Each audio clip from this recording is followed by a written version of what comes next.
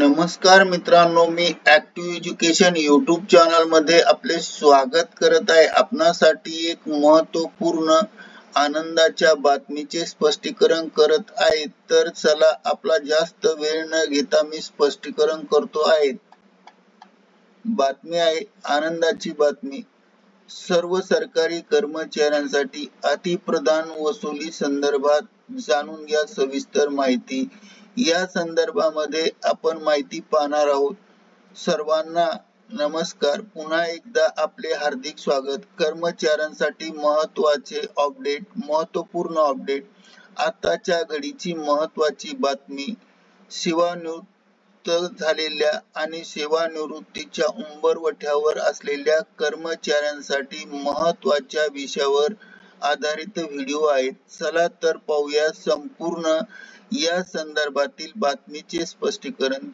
बातमीचे स्पष्टीकरण पाहण्यापूर्वी जर आपण ऍक्टिव्ह एज्युकेशन यूट्यूब चॅनलवर नवीन असाल तर चॅनलला लाईक, शेअर आणि सबस्क्राईब करायला विसरू नका। तर पाहूया बातमीचे संपूर्ण स्पष्टीकरण। सेवानिवृत्त झालेल्या व सेवानिवृत्तीच्या उंबरठ्यावर असलेल्या किंवा सेवानिवृत्ती किमान 1 वर्ष राहिलेल्या कर्मचाऱ्यांकरिता वर्ग क्रमांक 3 व 4 च्या कर्मचाऱ्यांच्या प्रकरणामध्ये अतिप्रधान वसुली करू नये। आता अतिप्रधान म्हणजे काय?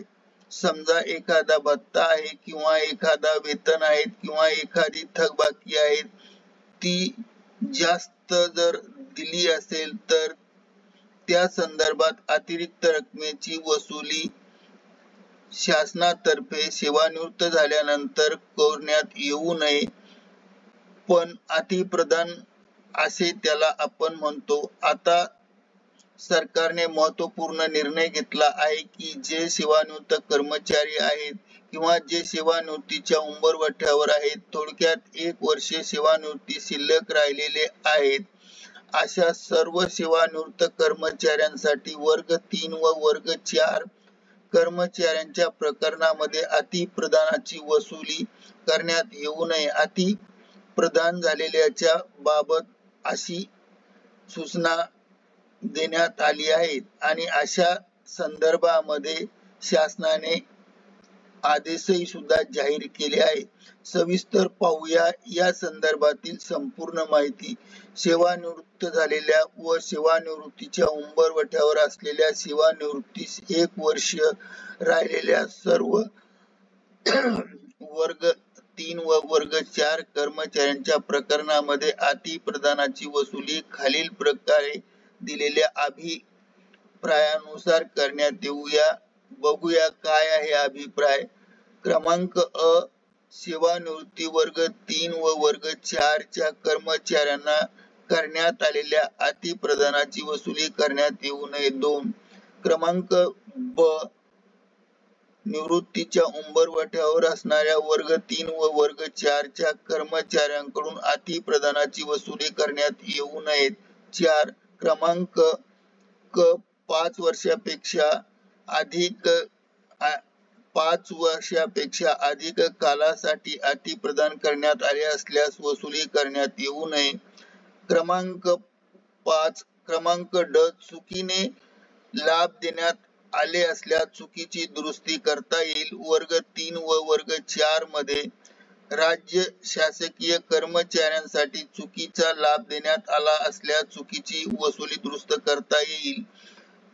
6. क्रमांक ई, दिनांक 18 जुलै 2014 च्या परिपत्रकानुसार पूर्वलक्षी प्रभावाने लागू करणे योग्य व न्यायोचित होणार नाही असेही म्हटले आहे। वरील अ ते ई बाबतीत यापूर्वी विधी व न्याय विभागाने दिलेल्या सूचनांनुसार आस्थापना 10 कार्यसनाचे परिपत्रक क्रमांक WPT 2014/प्रक/329/ आस्थापना 10 दिनांक 29 सप्टेंबर 2015 च्या पत्रानुसार सर्व जिल्हा परिषद यांना स्वयंस्पष्ट सूचना दिलेल्या आहेत।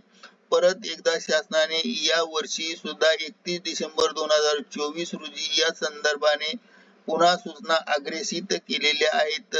करिता काही जिल्हा परिषद शासनाच्या स्वयंस्पष्ट परिपत्रकानुसार कारवाई न करता शासनाकडे विनाकारण पत्रव्यवहार करत असतात व या पत्राद्वारे सर्व जिल्हा परिषदांना कळवण्यात येते की शासनाच्या दिनांक 19/12/2025 च्या परिपत्रकानुसार पत्रात नमूद केलेल्या मुद्द्यानुसार अनुक्रमांक अ ते ई या कर्मचाऱ्यांसाठी तात्काळ कारवाई करावी आणि शासनाकडे अनावश्यक पत्रव्यवहार टाळावा असेही निर्देश या ठिकाणी देण्यात आले आहे. अवर सचिव यांनी स्पष्ट आदेश दिले आहे की थोडक्यात घटक क्रमांक 3 व घटक क्रमांक 4 म्हणजेच वर्ग 1 आणि वर्ग 4 च्या संवर्गातील कर्मचाऱ्यांना त्यांच्याकडून कोणत्याही प्रकारे अतिप्रदानाची वसुली करण्यात येऊ नये याबाबतच्या महत्त्वपूर्ण सूचना या ठिकाणी शासनाने दिलेल्या आहे. करिता ऍक्टिव्ह एज्युकेशन YouTube चॅनलने व्हिडिओ व्हायरल केला आहे. धन्यवाद.